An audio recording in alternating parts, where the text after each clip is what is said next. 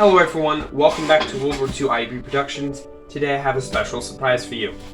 This is something that I saved up for my birthday. It took a lot of money, and so yeah, but I have it now, so I'll just be doing a review with you. And you probably guessed it, that's right, these are shoes. Just about the most expensive thing besides your rifle and your bayonet. So I'm really happy that I have these. Rifle and bayonet are going to be expensive, but I will be looking into getting some of those soon. Denims at least.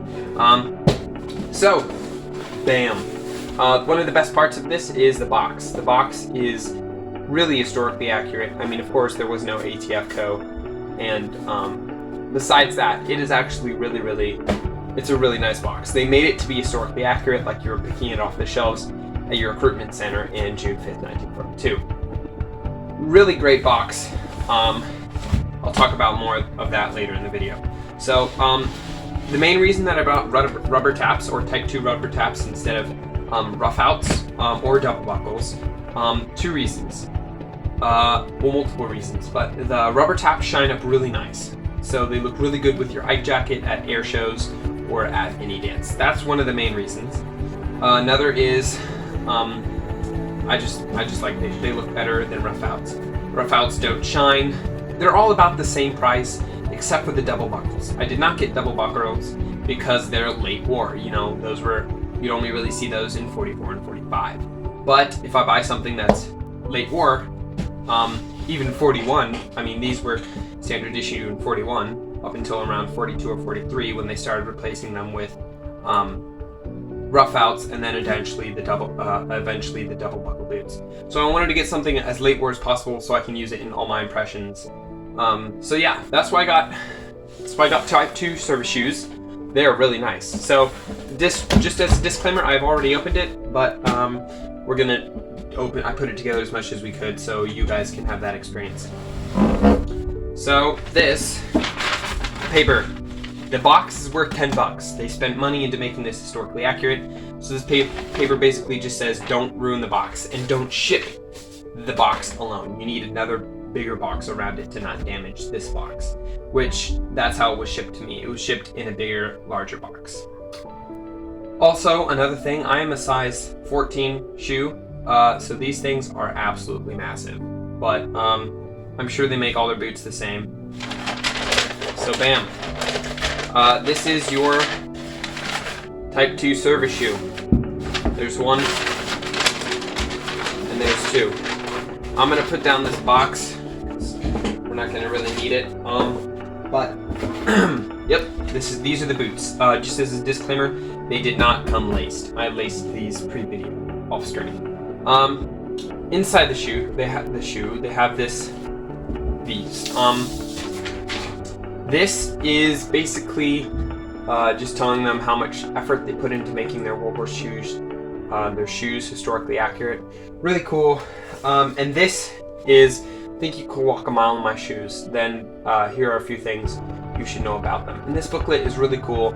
It looks like it's, back here isn't right, but it looks like something you would get out of, that would be actually in the shoes, because they were. It just shows you how to clean your shoes, how to use dubbing, drying your shoes, all the important stuff to increase the lifetime of your shoes. Very important. I would read up on that before you get your boots. Well, not before, but when you get them, don't just discard it and throw it away. Also, it's kind of a cool little thing. So some things about the shoe. This is a size 14 boot.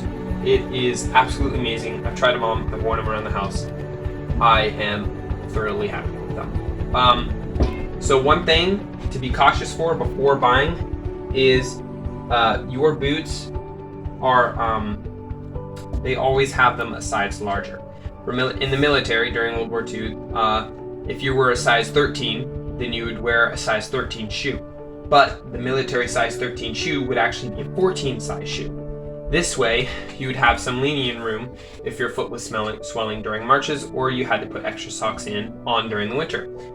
So that's why your shoes will actually come out a little bigger when you get them, but that's okay. I have over an inch in the front of my shoe, but I am perfectly fine with it. It works really nice. So One cool thing is that these are original 1940s laces. They're unused though. They look and they smell brand new. But the thing is, they are 1940s laces. Everything about the shoe is reproduction except for these laces. They were actually made, I think, in 1943, if I remember correctly. But keep in mind, when the laces were made back then, they were made in millions and millions. So then you have these laces that are not going to be used after the war. So, you know, someone has them and then had the front apparently bought them. One thing to note is that the shoelace does not go up for every size shoe. So if you wear a size 10, the laces are going to be pretty big on you. But since this is a size 14 boot, I only have this much tie room at the top, which I would prefer a little more. You can buy laces if you need it, but it absolutely works, and I love it. The original laces is a very cool attribute of it. So this boot is really sick. It's pretty heavy too, but inside it's all leather. So it says, it has some stuff in here. It says upper leather something man-made.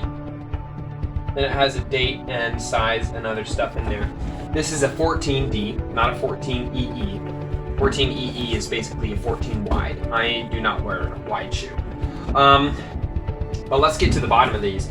This is the bottom of the shoe. So this, see Goodyear? This is one of the least historically accurate parts about this. You see the Goodyear and wing foot. But the rubber is from Goodyear tire, which, you know, it's fine. I'm not going to be picky about this one word on the bottom of the feet. But you got these nice grips here. They're really sick. They're rubber. They're not metal. So it's not like it hurts or like you're wearing cleats. Down here, these are actual nails. The base right here is actual wood. Yeah, because that's how they made them back then, and at the front they wanted to make it as historically accurate as possible. So the grips are really nice. The shoe feels solid. Unlike some shoes that you get today, they feel like they're gonna last. And they feel, with your gaiters, that they're going to do the job. So I am thoroughly happy with these shoes. They are amazing. Do not regret buying them. You should get some too. Move that aside. Some things you should get with your boots. So, the first thing I got, this is kind of unnecessary, but this is a Griffin shoe polish kit. So it comes with a shiner and a spreader. And basically, you use this. This is the Griffin shoe polish, brown. You rub it on your boot and you polish and you shine it. It also comes with this cloth for more shining. So that's really cool. I bought this, I think it was $12 at the front. The boots were $2.99, basically $300. But this is original horsehair. Well, can't really have original horsehair, but this is horsehair. It's actually a modern brush, but it totally works for you know, reenactments. It looks nice and it looks just like a kit. That's why they sell it on at the front. So yeah, put that aside. Those are amazing. This I just briefly skipped over. This is 1.125 ounce Griffin shoe polish. You can tell because I have this little dent in there, kind of a rip-off. But this shoe polish is really good. Unlike the ones now where you turn the pin, it screws off. It smells good.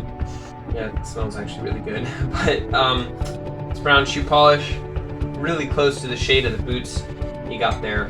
But I made sure to get these and the Dubbin or Herbert shoe grease at the same time, because in the little handy dandy manual here, it says you have to use dubbing, you know, every week. It says to polish your boots. And I mean, if you're not wearing them every week, you probably wouldn't need it. But you should be fine, you know, just doing it after every other reenactment. Now, Herbert shoe grease. This will really, really, really make your boot shine. That's why I bought it. It has a little dent here. Nothing I'm too picky about. These are both really good personal items. They look really nice. Not that you'd carry them in your haversack, but they could definitely go in your sea bag if you wanted to. The lid comes off. You probably will need some utensil like that. It absolutely smells horrible. Oh yeah, it smells horrible. But it's not, it doesn't smell like too bad from too far away. I don't like the smell, but it gets the job done. No doubt about that. So that is pretty much what I bought. In total, it was like $352, I think, plus shipping.